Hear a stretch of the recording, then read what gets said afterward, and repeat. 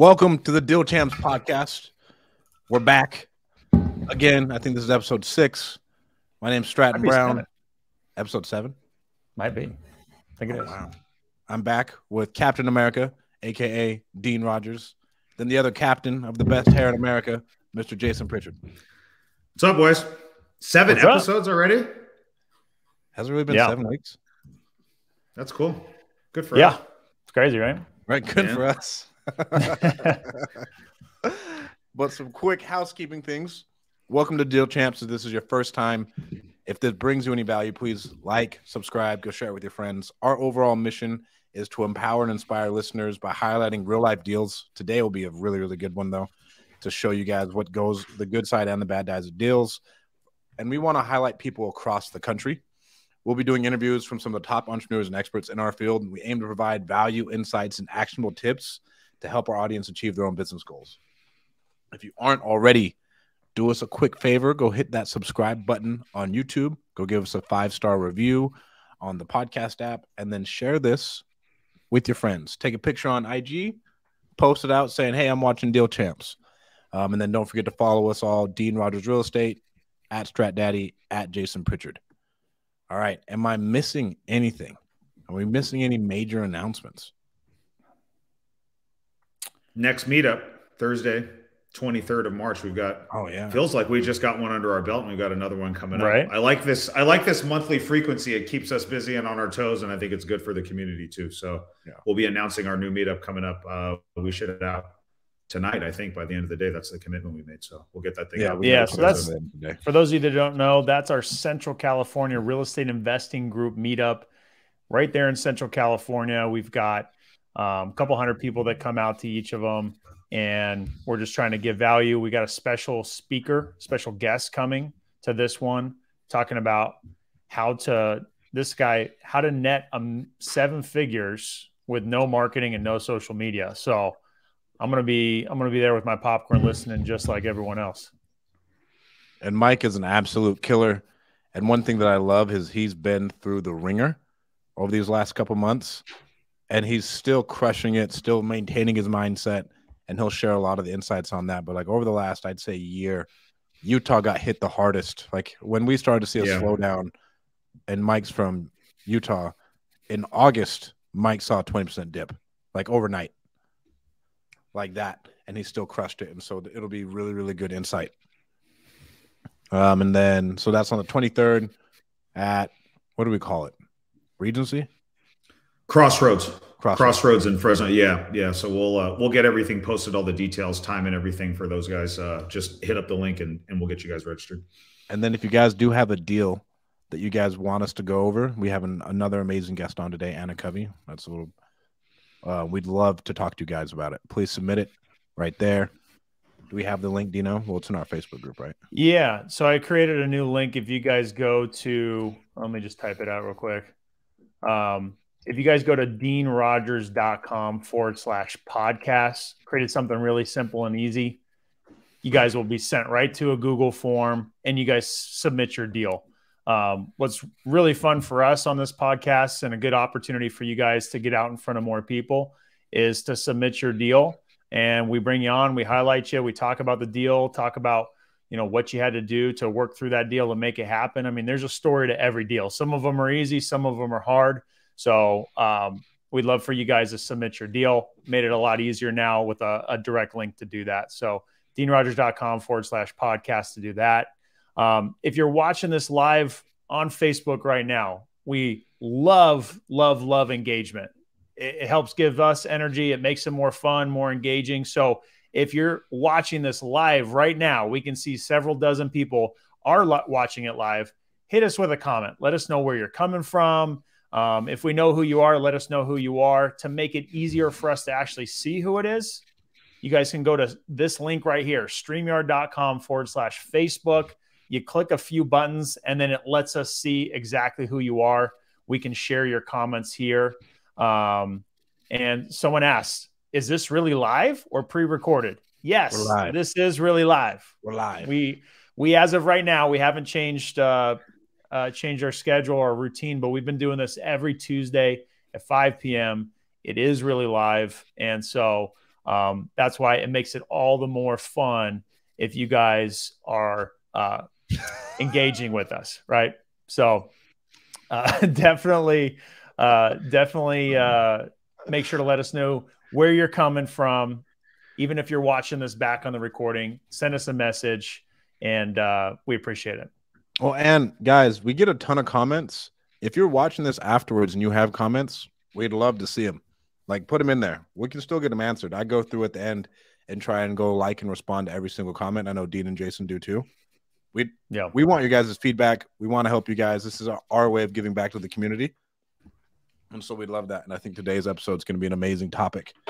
But let's start off the real estate space. Let's say overall real estate economy is not going to get much better. I was just at a mastermind with a bunch of different people, and they said over the next year and a half, it's going to keep getting worse. That's what they said, huh? Bro, I was with Bobby Castro, and Bobby's like, bro, you haven't seen anything. He was like, you need to fire your people now so they can get put into an actual good job market. Because if you fire them in a year, they will not get a job. Wow. That's interesting feedback from someone like Bobby Castro. Right? And like he was like on it. And essentially he said they were at a big mastermind. All of the big corporate people, they're cutting 5 to 10% of their staff.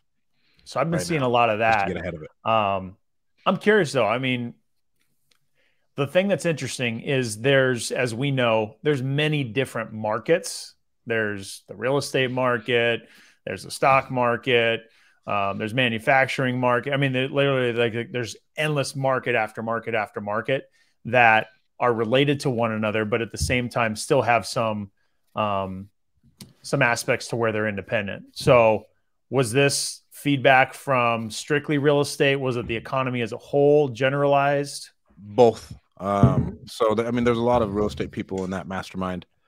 And then there's Bobby owns a $700 million portfolio. Right. So like he did that while he was building another company. And so with that, there's a couple dudes in there, a couple of the guys in there worth like 40 to 100 million. They haven't bought a deal in the last year. And this is in the multifamily space, and they've refused to touch them. Another one of the guys in there, he had a really, really hairy multifamily deal go south.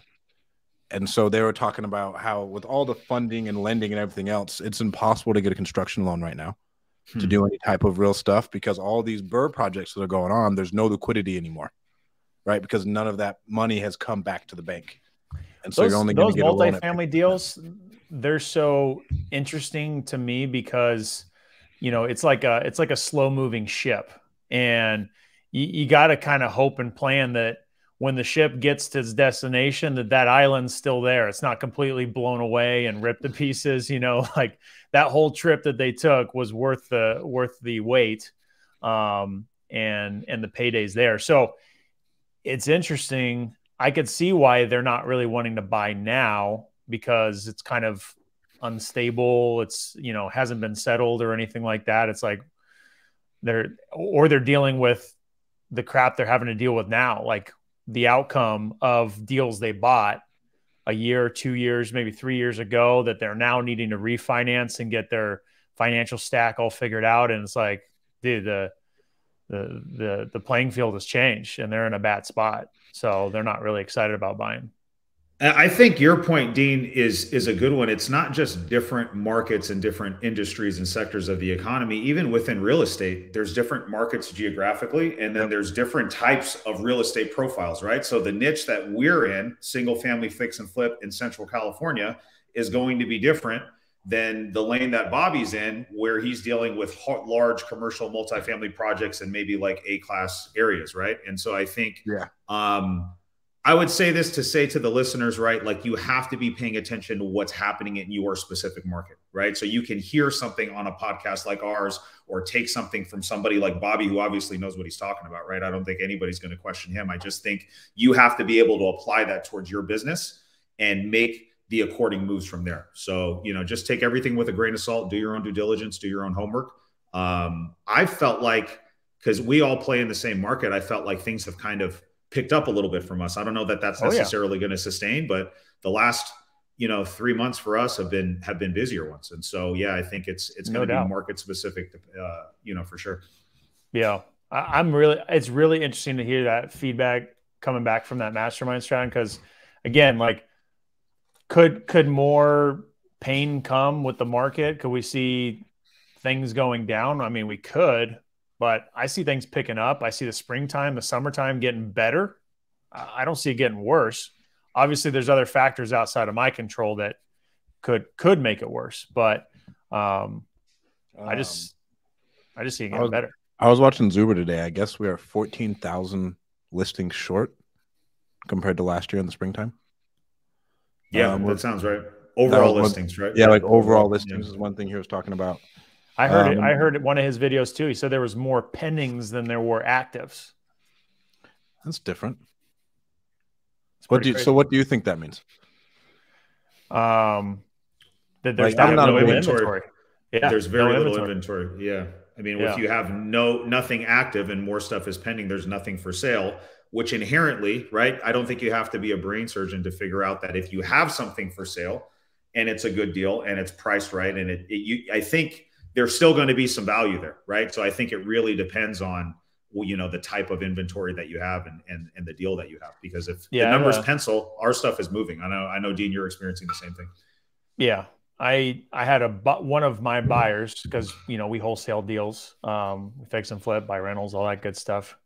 One of our buyers called me, said he was looking for deals, and he said he was looking for a primary, and he had put an offer in on a house in Clovis in Central California, and he said there was 32 offers, and the property was listed at $425, which is a decent price in Clovis. And he was convinced there was, we don't have the data yet, but he was convinced it sold over asking, and well over asking. Yeah. And he was just feeling like he couldn't find a house for himself. And yeah, I mean, like you were saying, I think we've seen a big uptick in business. Just before this call started, literally like minutes before hitting go live, sent a new property that we got to one buyer. Just one, said, hey, here's your shot. Tell me if you want it or not. Otherwise, going out in the morning. Sold it. $33,000 profit deal. And it was it's going to be as easy as possible, And several months ago, I would have had to send it out to everybody and go shake some bushes. You know what I mean? So, well, I think everybody's comfortable with the fact that the Fed is going to keep doing their shit and they need to continue on. We're not Utah, we're not any of these other markets, and the Fed is only going to continue to keep taking stuff forward. What they were saying over the last couple of weeks, it's not going to end anytime soon. And so everybody's just like, okay, and you guys have adjusted to just buy deeper. It's built in now, and you actually send out what is now considered a deal. Yeah. Bro, this is safe. You're good. You can go take this. We see it. We already baked in your carrying costs too. Because I bet you guys add on a couple more months of carrying costs when you sell it to a flipper as well. Yeah, we're being more conservative, and I think the sellers have caught up too. I'm noticing a lot of that. A lot of the people that we talked to over the summer, over the winter, they were still kind of holding out hope for a number that was never going to come. And if you're doing your follow-up, a lot of those sellers just did not sell. And the people that have been touching base with them, they're realizing hey, listen, maybe this is all that I'm going to get. And, and they're finally making a decision to go forward at a solid number. So for us, it's been good. I've always been, I try to balance the line between being optimistic in my business, but also being paranoid. I never want to be overly optimistic, because I think we can all kind of convince ourselves oh yeah, there's no inventory, there's this, blah, blah, blah, blah, blah, blah. But who knows? I mean, all of it is just speculation at this point. So I do like hearing contrarian opinions. I like hearing from people on why they think things are going to crash. And then again, at the end of the day, we're just going to have to figure out how to apply it to our specific market and our businesses. He didn't even give us a real reason of why I think shit's is going to hit the fan. Besides, hey, bro, if the big boys are cutting, it's coming. They have a bigger budget. They see a lot more coming. You might as well just prepare and then cut the fat of wherever you need it to be, and you'll be good. So should we talk about this comment first, and then we'll transition into our topic? Sure. What we got? All right. I have a wholesale deal I did yesterday in Salem, Oregon. So the realtor had it listed at 175. After formula, I came up at 220. So I played with them at 155. And then 175. Realtor says I have 12 buyers offering longer closing times. Okay, but more in price offering. I'm like, well, shit, let's do 15-day close, 185 right now. So I'm sitting duck, and I have 7 buyers ready to go. Plus, I'm a nail the novation on this one. If you could let us know who you are, that'd be dope. Overall, the way that I'm reading this, it sounds like he feels like he's in a good position, I think. Yeah. Unless I'm reading that the wrong way, right? There's a lot going on in that post to unpack, but I think the general gist of it for me is he feels good. He feels like he has some outs. So I think even in his market in Salem, he's probably seeing some of the same things that we're seeing over here. So yeah, let us know who you are in that chat so we know who you are. And if you've got any further explanation on that deal, we'll definitely chime in on it. Yeah. Seller financing is key to multifamily deals right now, for sure. For our storage stuff, all we've done is owner finance. And like most of our conversations now, the sellers get it. They're like, yeah, bro, it's not going to pencil at this price. And like they'll carry the note. We're still negotiating on quite a few, and everybody's going to carry the note. Yep. Someone said, I told Jason the content on every episode just gets better and better. So much value for those who take the time to listen in. Can't wait to hear from Anna today. Thanks for the shout out. And appreciate the love. Yeah. Somebody already got the inside scoop on Anna being on here. So whoever this is, make sure you go to StreamYard so we can see who you are. Love to give you some shout outs. Someone says they got multifamily deals in SoCal. Contact me for more. I don't know anybody who wants to buy a multifamily deal in SoCal, son. Man, we talking like 3 cap, like 3 caps, 4 caps. I mean, if you got an 8+ cap, I mean, you got a smoking deal, holler at your boy. Okay. That's funny. Yeah. SoCal has some low cap rates there. And then the person says his name is Ray. Dude, it'd be much easier if you could, we could put a name to a face. And then who's the last one? Jason Pritchard, Dean Rogers, Stratton Brown. Let's go. Awesome content. Thank you for the hype. Appreciate it very much. So do you guys want to wait for his comment, or do you want to start the topic? I'd say let's roll. Let's go, right. And then we can figure it out if you put something else in there. Yeah. So I'll open this up with one of my friends has a very, very large 9-figure deal that he's doing, and this will just open up this conversation. And essentially, the operators in that deal raised their hands and walked away. Ouch. And they were just going to let the whole thing fucking crumble because they were going to lose some money when it was still savable. But it got too hard for him. And so I think this will be an awesome way to go into how to handle losing thousands of dollars. I mean, with these guys, 9 figures, bro, you're going to lose your entire portfolio because it is collateralized. You're signing on that. And so for you, Jason, I think you just did the most recent one. Dino only posts about whale deals for some reason. He doesn't ever take L's. When I was flipping a lot, believe me, I took some L's. I haven't taken an L in a long while, man, and I feel really, really good about it. But I have plenty of L's to share about. We'll get into that.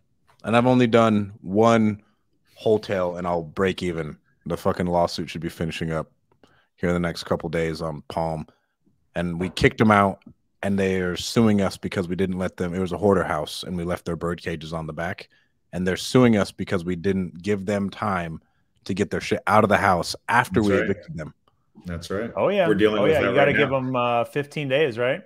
And even after that, you have to post auctions if they really fight back. We're dealing with the seller right now where we're having to do a public auction of their stuff. And it's been 90 days since we've owned the property. Jesus. And the lawyers advised us.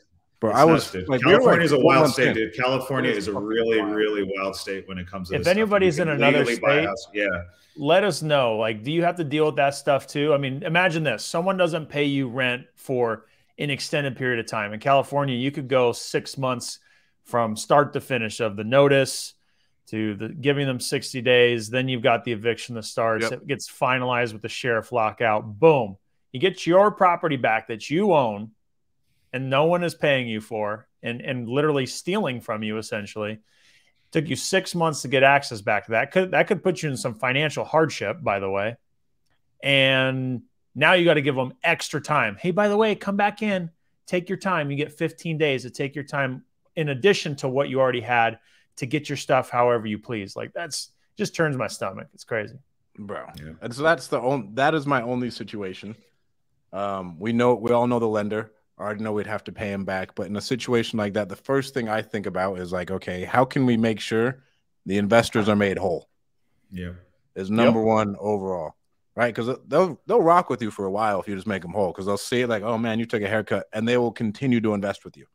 Yeah, because they see obviously they don't want to see you keep taking L's, right? Like you they don't want to see you taking haircuts and L's. That's a huge point in time in that relationship.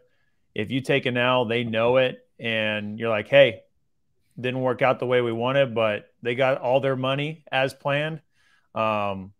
And you've had other success, or at least they can see that the next deal is going to be good. Like that builds a lot of credibility. Right. And I'd say the only other situation where I've gotten burned is when we started Call Magicians, and I was doing some JV marketing with some people. And one dude, I paid him up front with all of our JV partners' money, and he walked away with all of our money. And so for that month. And so then I had to write a check the next month to cover everybody's marketing. I was like, well, bro, I made the decision, right? I'm the operator. I'm the one who messed up. Everybody else is still going to get taken care of. We're still going to push forward. We're still going to make money. Yeah. But I think that's a really good point right there. Just and then we can move on to some stories. Is I think the ownership aspect, like you're going to make mistakes, but the minute you start pointing fingers at other people is when you burn relationships and shit just doesn't work out the way it's supposed to. If you take ownership and you're like, hey, I made the mistake, I'm going to make it right, even if that means it's going to take me time to make it right. I mean, you might get caught in a situation where you can't make it right then. And that's a hard conversation to have. So if you're willing to put on your big boy pants or big girl pants and go have the conversation you need to have, then you're going to have a better outcome than if you go hide in a hole and just try to, just run away from the problem. You got to go fix it. Communication, I think, is key. And everybody who ends up on the fraud or scam or whatever, I talk about this all the time. Mark. Everybody who ends up on there is they stop fucking communicating. Yep. Like they just stop talking to people.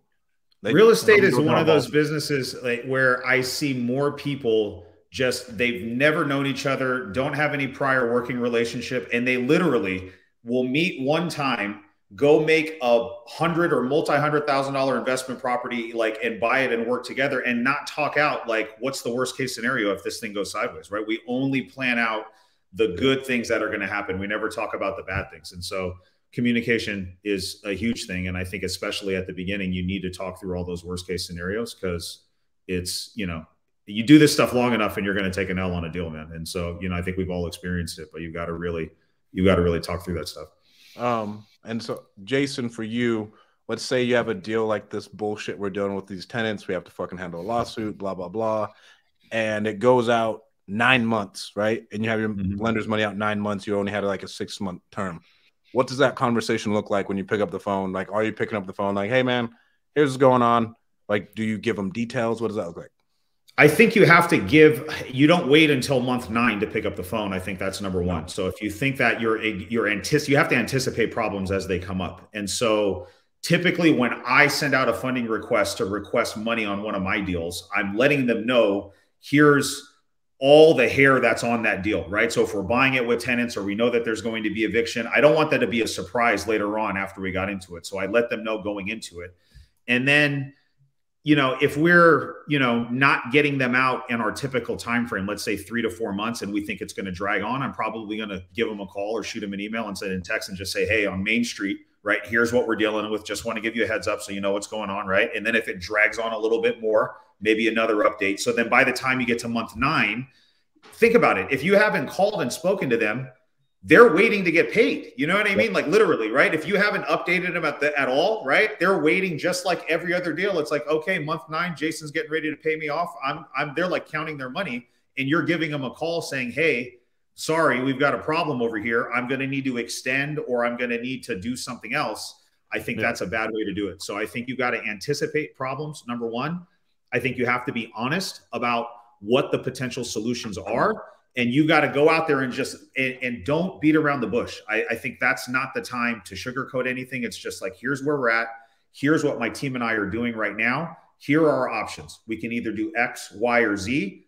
you have money funded in this deal, right? Obviously, I'm the operator, so I'm going to make the best decision, but I want your feedback on this. This is what I'm leaning towards. Option A, how do you feel about that? Are you on board with that? And if we go with option A, that probably means you're going to see your money in 90 to 120 days, right? So we're going to go past the term. What does that mean for you? Are you going to want an extension fee? Are you okay with me just paying your interest like we normally would, right? Ask all of those questions and don't just assume that everything's fine.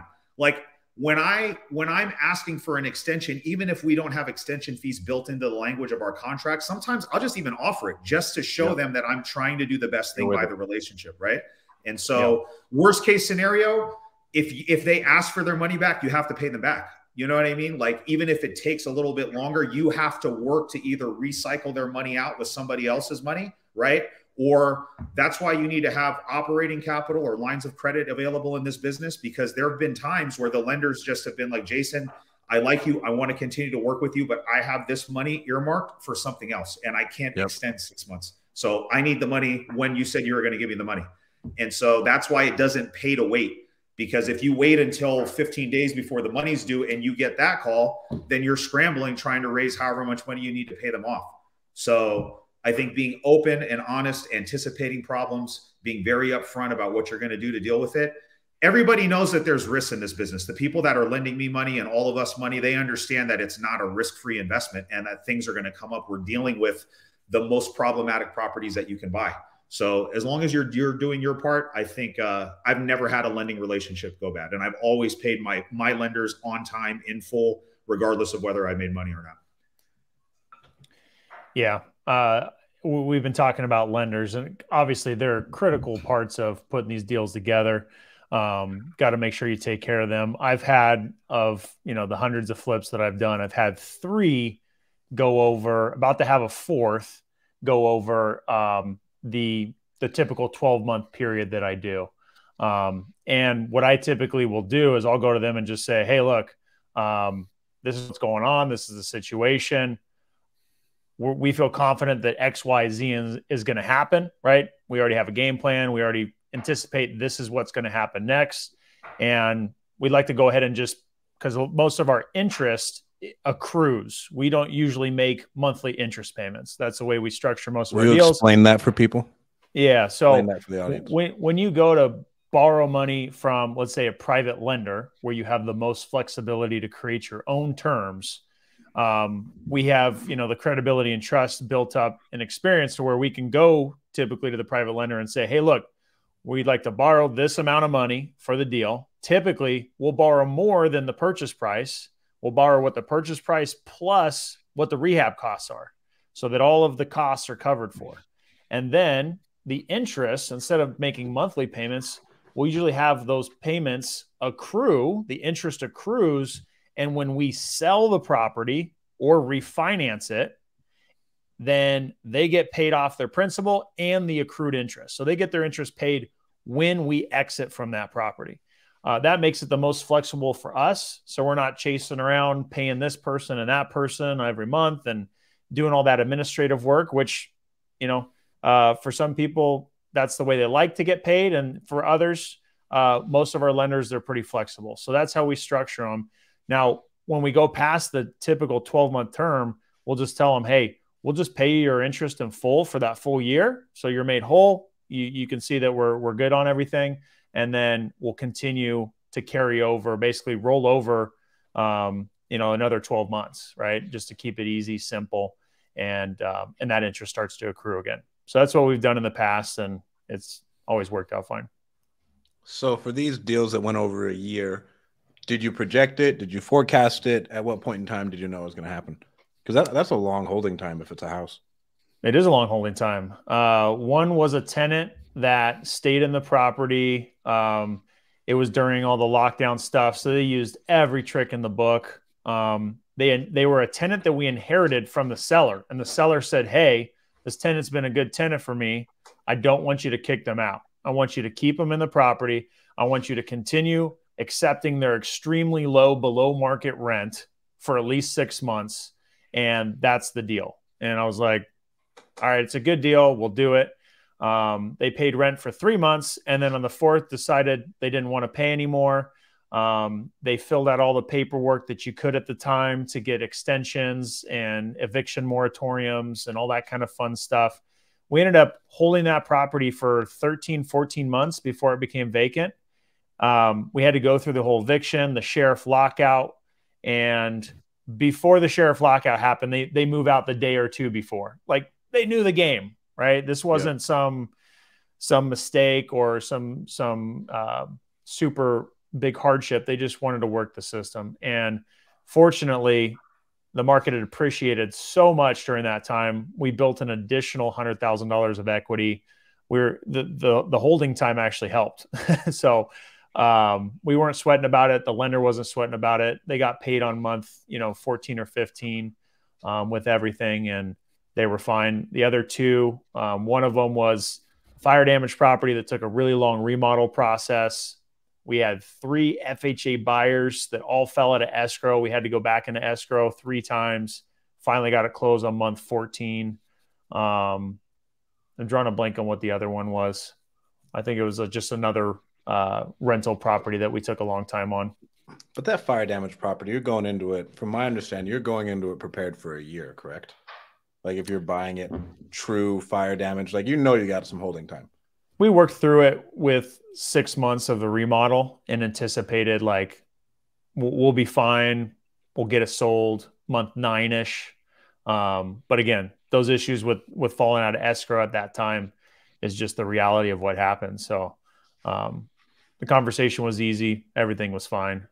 But one thing I wanted to transition and talk about is, besides dealing with lenders, how you guys have dealt with knowing I'm going to lose money on this deal, right?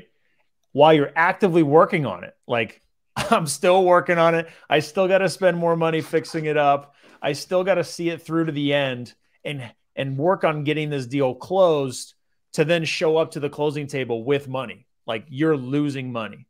And that feeling sucks. Like, wiring money to escrow to sell a house really, really sucks. It's interesting. Like, for me, I'm going through that right now on the 2 that I post. I posted something last week about it on 2 that we're taking haircuts on. And I'm literally getting ready to wire $28,000 to the title company on one of them. And on one hand, it sucks. You never want to wire money in to close a deal. But on the flip side, I just feel good to, like, not have to think about get it off anymore, dude. Yeah, dude. It's like a good feeling, honestly, because you know that you're going to take a haircut before you get to this point, at least if you've been in the business long enough. Like, you're already looking at the P&L on that project and you're like, we're way over, dude. You know what I mean? Like, we're already here. We're way over what I thought it was going to be. We still have 50% of the rehab left to go. Like, this is not going to be good, especially as I see the market going like this. So that pain that you're talking about, Dean, like, that set in for me like 3 or 4 months ago when I was looking at this stuff. So then you're sitting on that for 3 or 4 months, and then you list them on the market and they're not moving like the way that you want them to. So then that's painful and scary, right? And so then you're having those conversations with the lenders. Like, these were not 12 month holds for me. They were like 9 or 10 month projects. That's still long. Yeah, it's long for me. And it was a function of buying in a shifting market, right? So we bought and ran our numbers right initially when we bought it, but we bought just at the peak of like what the market was doing March, April of last year. You know what I mean? Or May of last year, right? So we just took a long time with them for different reasons on both of these things. And you're anticipating those losses for a while. And like, that feeling and sitting with that every day for months is probably worse than writing the check for the money. Money is easy, dude. Like, for me, like, and that's why I like taking these haircuts on a month like this, because we're a net positive at the end of our month because of everything else that's closing. So it's not really that big of a deal for me to swallow, dude. It's not that tough of a pill, because I can wire that money. And then next week I have $70,000 of revenue coming back in that basically just offsets that. So I'm not really feeling that much pain. It was the 3 or 4 months up to this, because your team knows that you're taking a loss, right? So you have to step up as a leader. You have to drive the culture of your team. You have to live and breathe this mindset and this abundance. All this stuff that we're talking about, it's really easy to be abundant when everything is abundant and there's money and deals and stuff flying around. And now you've got to really like live it and enact it and lead from the front. And you know, that's a different story. And you're seeing, you know, some people step up and then other people are going to fold up shop and move on and find something else to do, dude. So yeah, it's good. I feel really good just to be done with this. I've never been more excited to be done with a couple deals as I have with these recently, dude, because I feel just like a weight's off. We're clear plate. Now let's really start running and gunning right now. Yeah. Oh, and I was talking to another guy down in LA, bro. $1 million. And hopefully we get $1 million in haircuts. He was like, it helps. It's all relative, dude. It helps, bro. He's like, it helps on taxes. That's all you can tell yourself. It's all relative, dude. You hear stories like that and you're sitting here feeling like, what am I feeling sorry about taking a $60,000 loss, dude? There's people taking 7-8 figure losses, like, you know what I mean? And so it really is all relative to like the size and scope of your business. So that number can draw eyeballs, but in the scheme of things, we still had a good month this month. And so, you know, it is what it is, man. We keep moving on. So here's one of my pieces of advice. I've never lost money. I can say that, except I'll lose money in like a week. It'll be $2,000, but nothing. That's good. I mean, I definitely think, yeah.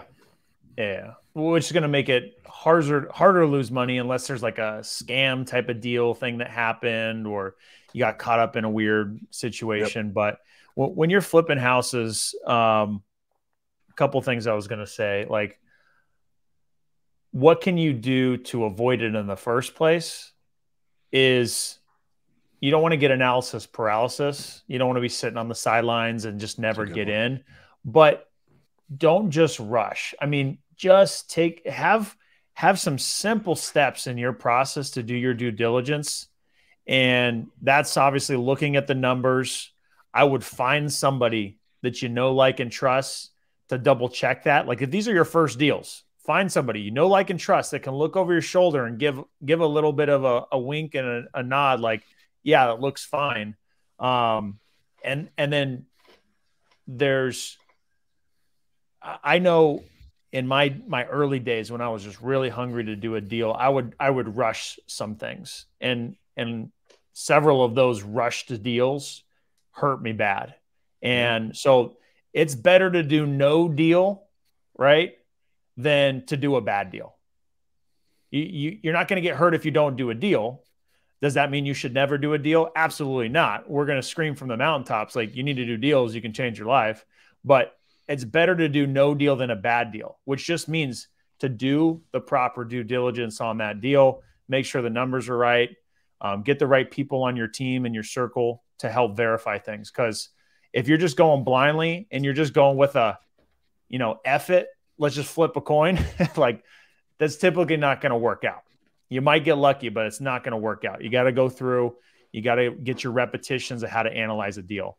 Now let's talk about if you are in the situation where you know you're going to lose money, what's the type of mindset you need to have? Because I know when I've been in those situations, I've got a handful of different times I've lost money and can vividly remember those. Some of those deals I almost neglect. Like there's a couple that I can remember where I kind of pushed it to the side because it was so consuming and I almost wanted to focus on the good deals, right? So what's the right mindset to have? And just to kind of hear myself say it out loud, I think you need to solve the problems. You got to solve the problems, take care of them. You got to stop the bleeding. So what's your guys' opinions on like, what's the right way to approach that situation?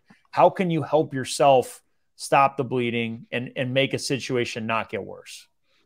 I think for me, the old adage, you just got to get back on your bike and keep pedaling, man. Like, I think that's it, dude. Like if you don't get back on your horse as fast as possible, I know for me, that keeps me kind of in that bad space. Because if I have free time to think about what went wrong or do this, all the blocking, that stuff still consume yourself, bro. It does, man. At least for me, it does, right? Like I can put blinders on. If I can just put blinders on and work, it's so much easier for me to focus on that. And it makes me feel like I'm getting momentum in my business again. And I think momentum is such a huge part of real estate, right? And if we're just stagnant or we're looking in the past and we're not focused on moving forward, I think I'll end up in a bad space. So I just try to get back on my horse and focus on the next deal, because I know once I get another deal under my belt, I'm going to get that confidence back that I need. Exactly. You just need to kind of get your mojo back, man, and keep moving forward.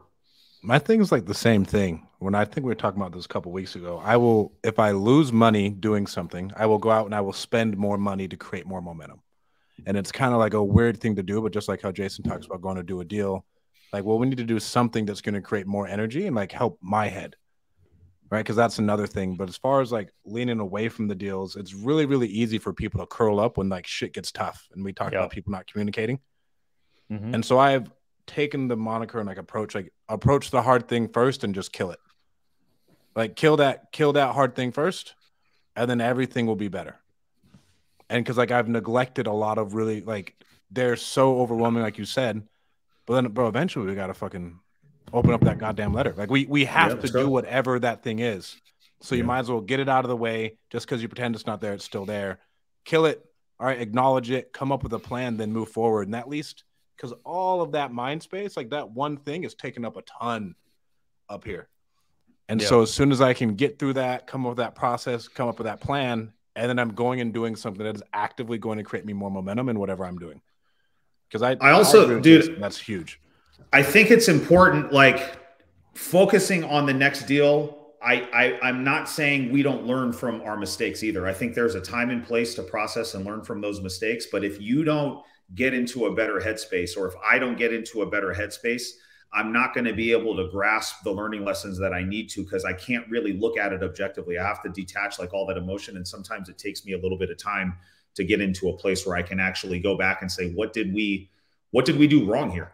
And 9 times out of 10, it's what Dean said. It's just getting away from the fundamental things. If I look back on the deals that I've lost money on over the last 8 years, and I probably lost money on 7 or 8 deals in the last 8 years, right? I usually have one loser a year, right? And it's always because we were moving too fast.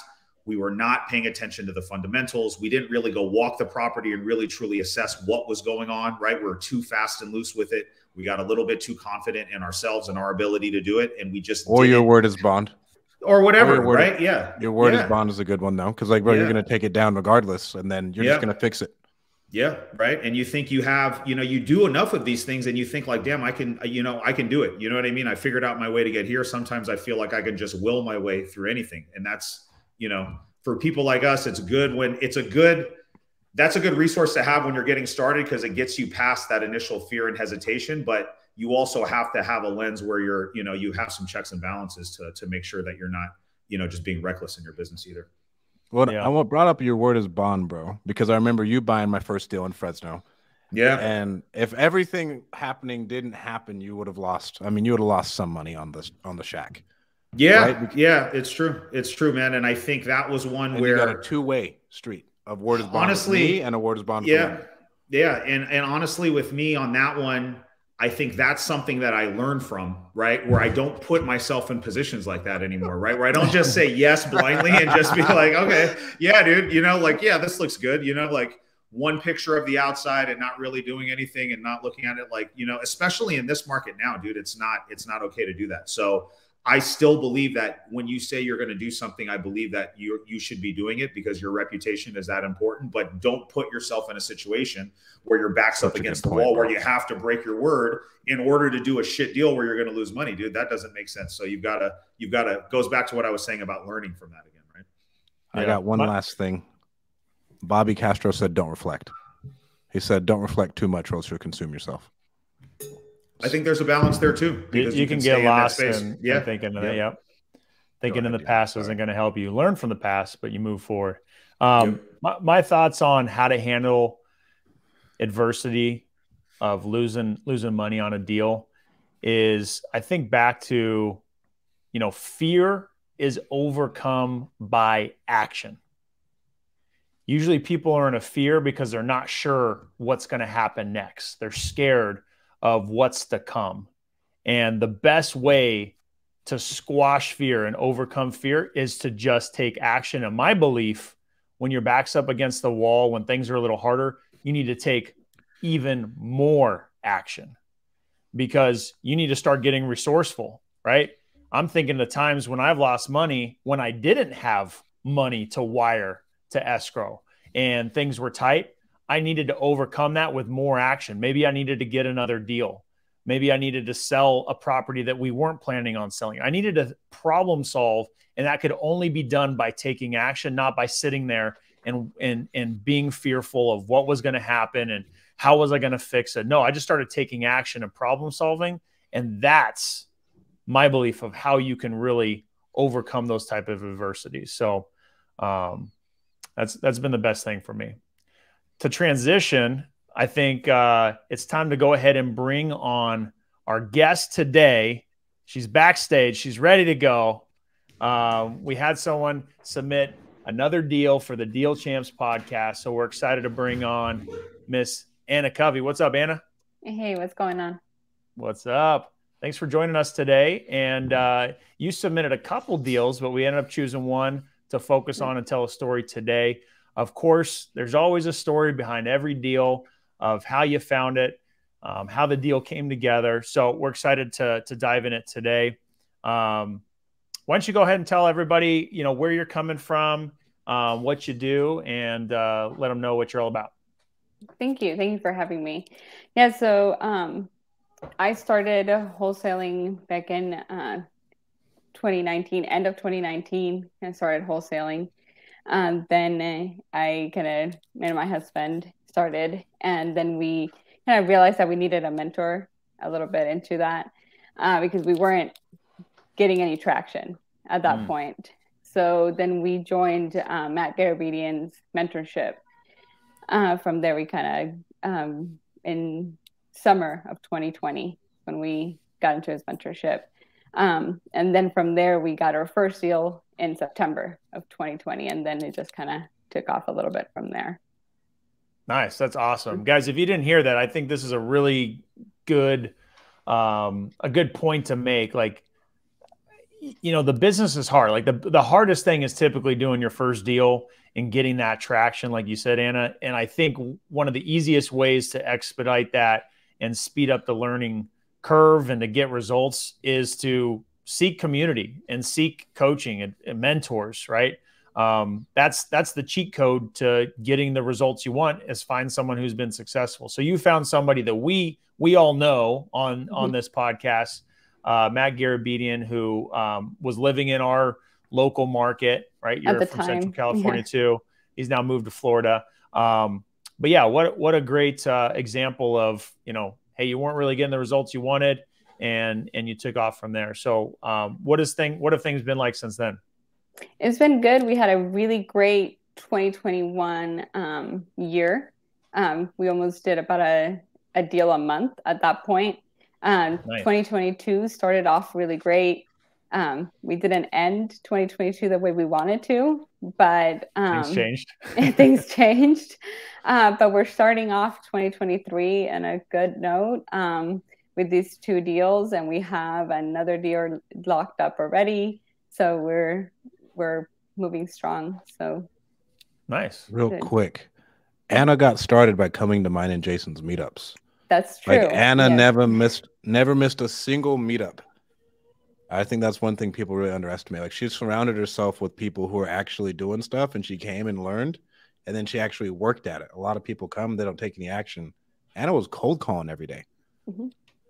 I love that about Anna too. She's consistent. That's one thing that I will say about her, and that is a trait that is common amongst all four of us on this call, and probably 100% of the people that find success in this business is that they consistently take action and apply effort.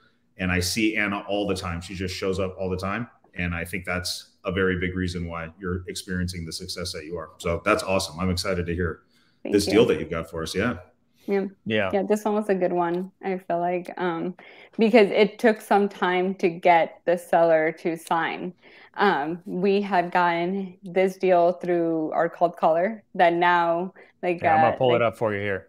Okay. Shout out Call Magicians. Yeah, shout out to Call Magicians. They're called, like Stratton said, I used to be doing the cold calling every day for hours on end, but I had to eventually move on from that. And we hired Call Magicians to do our cold calling. So in June of 2022, we got this deal to come through our CRM. At the time, they were thinking of selling, but not quite.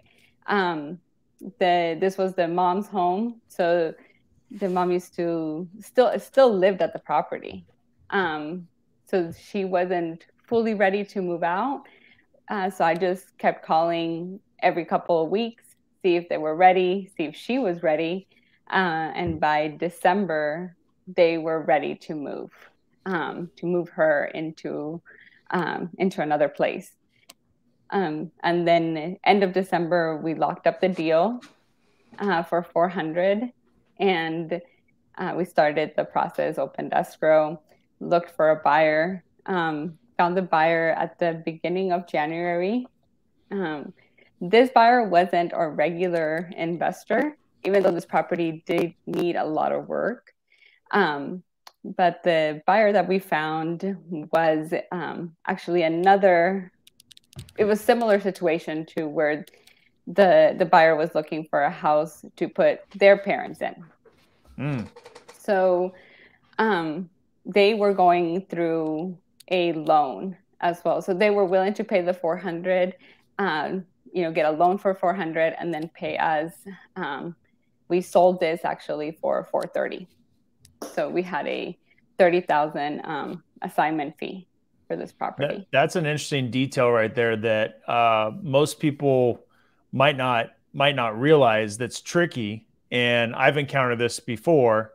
I think we've had maybe one, let's see, I think two over the years where we've sold to let's call it a traditional buyer that's getting a loan from a bank, right? Mortgage. They will not finance assignment fees. So in this case, you experienced that. I heard it popped into my head when you said they were able to pay the $400,000, and then they paid you, basically through escrow, additional $30,000 assignment fee. That can be a surprise. That can be kind of tricky if they don't have those funds. But it ended up working on this one, and I'm assuming you had to clearly communicate that and make sure everybody was aware how it was going to go down, so that there was no surprises at the finish line, because otherwise that could get a little sticky.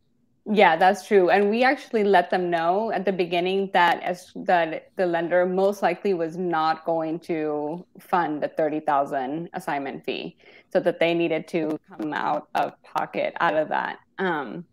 At first they were like, we're going to ask. I was like, you guys could go ahead and ask, but most likely that's not going to happen. Not going to happen. Yeah. Not going to happen. And they came back and they said, okay, that's fine. We'll pay you guys just, through escrow, but out of pocket for them.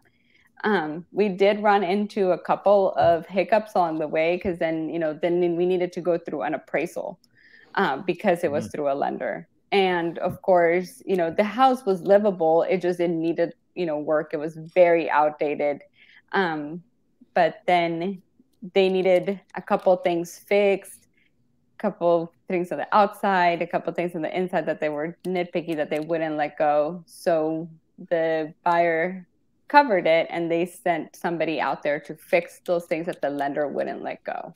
So the buyers actually worked with us to get all of those things accomplished. And that did delay the closing. So we had to go back to the seller, extend the closing date, which actually helped us because the seller wasn't fully ready to move out yet. They had the mom moved out, but not all of her belongings. So it was actually helpful because they needed extra time to move out. So it ended up working out in the end. Anna, it doesn't sound like the profile of your typical cash buyer that I think are on all of our mailing lists, right? Yeah. So I feel like that's the first thing that jumps out to me, right? They're not using conventional financing. They're not funding these things. They're not doing buyer repair requests that the appraiser calls out. So where did this buyer come from? Was it through your personal network, or were you just cold calling agents? Because it sounds like you had to hustle up a little bit and find sometimes you got to find the right buyer for the right deal, right? It doesn't always just fall together like that. So talk us through how you got there. This one actually worked out because Matt, I'm still working with Matt to dispo the properties. So he ended up finding this buyer through his personal network to sell this property to. Nice. Yeah, and that's a good like lesson. You said, Yeah.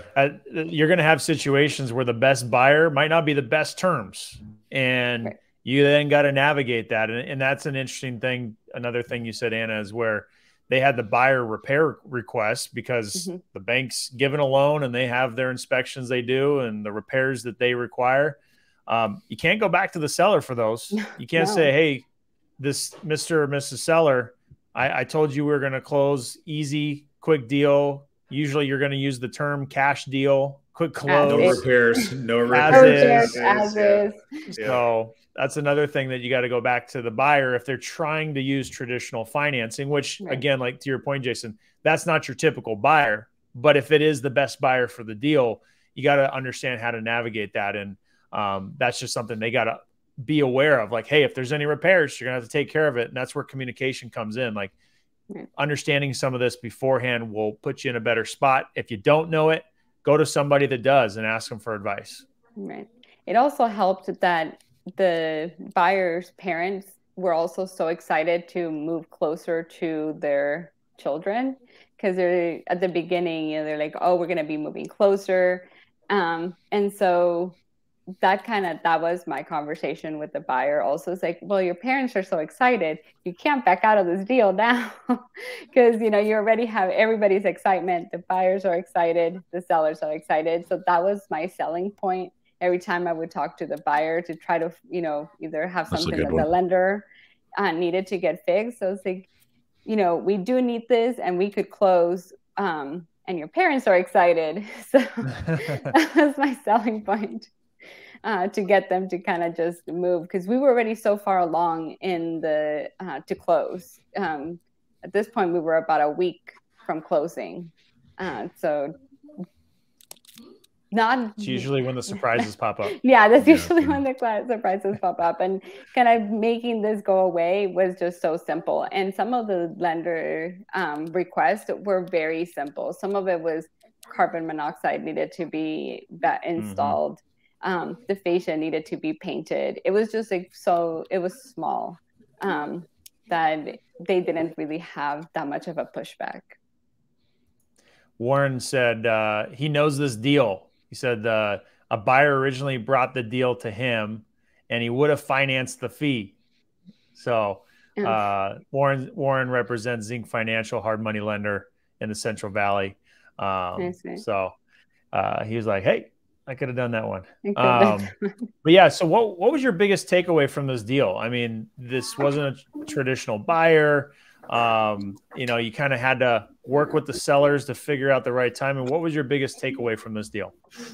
I think just most of the conversations going through with the buyer, because it wasn't a traditional. It wasn't the investor that just, you could be like, this is how the fee works. This is because that's what I've done mostly, right? Most of the deals is just very investor. You almost have to have those conversations almost like you're selling to, well, not almost, it is like you're selling a regular client.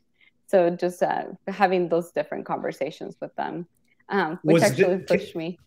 Let me ask you this, Anna, because I feel like this could have been a deal that could have come across my desk or maybe even Dean's desk, right? And we look at it and the numbers don't initially pencil out, right? Or like our sales and acquisition team look at it and they're like, well, it's 400. What was the ARV initially? Did you have it? Was there a big spread on this one or was it more? This one wasn't as much. Let me take a look. So going all the way back. Not as much. The ARV was closer to 530. Okay. So I mean, there's some room there potentially for the right person, but even at that price point, right, it still feels like maybe thinner, especially if it needs work. It is a little bit thinner. Right. So it needed to be the person like this one that was doing it for their family member, because just doing it for a flip wouldn't depend. The numbers just wouldn't pencil out. Yeah. So I think for me, the takeaway, just listening to you, especially knowing that you're newer on in your journey, right? You've got some experience, but like, I know a lot of people at your stage or even, that have maybe are more seasoned, they're going to look at this and they're just going to say, nope, it's a pass. You know what I mean? And so kudos to you. I think that's one of the big takeaways for me, besides getting creative with finding the right buyer, right? Is realizing like, hey, there's opportunity here. We've just got to put in the extra work and it's not going to be as easy as pressing send on my MailChimp account and sending it out to my mail list and then fielding offers as they come in. So I think it's I think that's another thing that's really cool for me. So were you initially, did you feel like this was a deal the whole way through, or did you pass on it at first, or how did that work? Yeah, not at first, because I actually wanted it lower than 400 because of it, because I thought, for a flipper, it needs to be lower than 400, but they really weren't, but the sellers weren't budging. And then at one point I was like, all right, let me see what I could do with it at 400, because it does have some type of a spread. It wasn't like it didn't have anything. It was just thin. And so then I ended up talking to Matt about it, and he found a buyer that would fit for this. Did you guys use an option contract, or did you just lock it up regular? Just regular. Locked it up and then did an assignment. My only question, congrats, Anna. You went full time at the beginning of the year, right? Or is it at the end of the year? No, beginning. Yeah. How did you make that jump? How did that conversation go with you and Joey?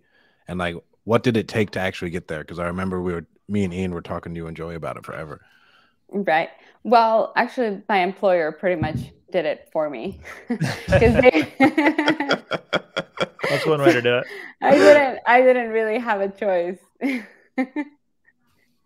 Because they reduced my hours, so they did it. Made it an easy choice. Yeah, right. Made it an easy choice. Right. Yeah. Well, awesome. Thanks so much for coming on. I think it's been awesome to break down the deal. This was a different nuance to how to get the deal closed, and I think it's a good lesson. Like, hey, sometimes a deal might not just be obvious, but you got to come from a different angle, and you got to think outside of the box, because there's deals to be had. So, like you said, Jason, like might have even at one point come across our desk, and we just kind of overlooked it, and you made it work. And a $30,000 profit deal is nothing to sneeze at. So like that, props to you. Great win. Great example of just seeing it through and getting it done. So. Want to thank everybody for watching the podcast. Just as a reminder to like and subscribe. If you're watching this on YouTube, like and subscribe. If you're watching this on Apple Podcasts or Spotify, or listening rather, make sure to leave a 5-star review. You can follow all of us here at Dean Rogers Real Estate, at Jason Pritchard, at Anna Covey, at Strat Daddy. We definitely appreciate the engagement from everybody. Also, make sure if you have a deal, we want to hear about it. We want to highlight you. We got a link right now at deanrogers.com/podcast. Takes you right to a Google form. Fill out all the details quick and easy. Anything else before we wrap, guys? No, great job, Anna. No, I'm good. Yeah, great job, Anna. Thank you. And I think you're the epitome of like what we're about as a community, because you really have come from the meetups, worked your ass off, and you did not quit, and then now you're full-time in it. I think it's awesome. Thank you. Another great comment to end on. Keep the momentum. No doubt you will have success. Networking is key. Keep contact with your mentor. Awesome. Well, thanks everybody for joining. We'll see you guys on the next one. Take care. Thank you guys. Thank you. See you guys.